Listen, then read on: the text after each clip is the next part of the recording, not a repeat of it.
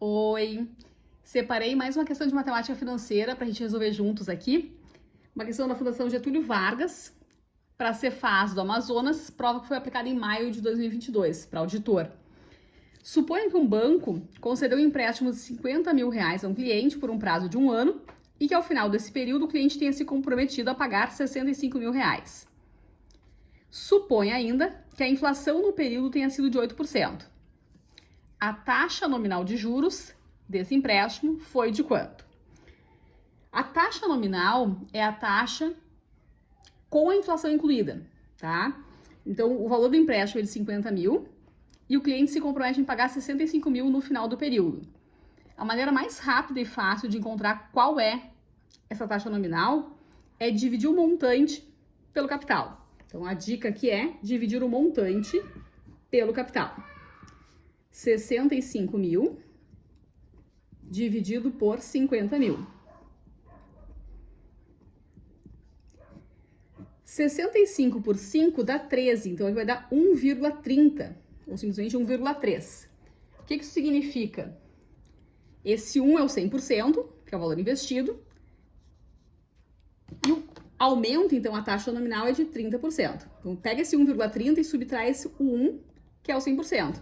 Vai ter 0,30, que é 30% a taxa nominal. Tá? Então, nessa questão, a taxa nominal de juros do empréstimo foi de 30%. Letra D de dado, letra D de Dani, é a correta. Certo?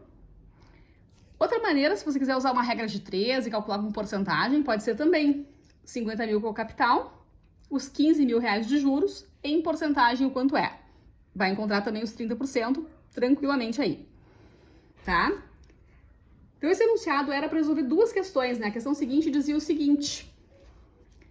Questão 22. A taxa real de juros desse empréstimo qual foi?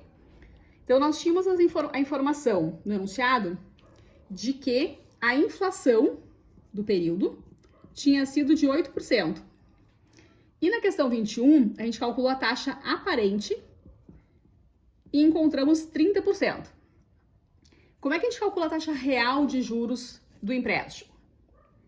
Então, o que é a taxa nominal? O que é a taxa aparente?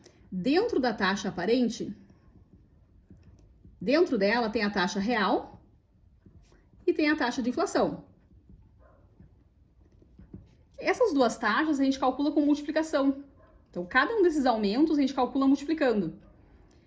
Significa, então, que se eu tenho a taxa aparente, que é aqueles 30%, eu vou dividir para encontrar qual é a taxa real desse caso.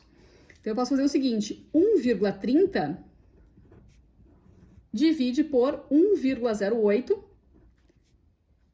para encontrar qual é a taxa real. Mesmo número de casas depois da vírgula, então tira a vírgula e faz a divisão. 1 dá 108, sobra 22, coloca a vírgula e coloca um zero. 220 para dividir por 108 dá 2, dá 216 e sobra 4. Coloca um zero aqui por conta daquela mesma vírgula que a gente já colocou.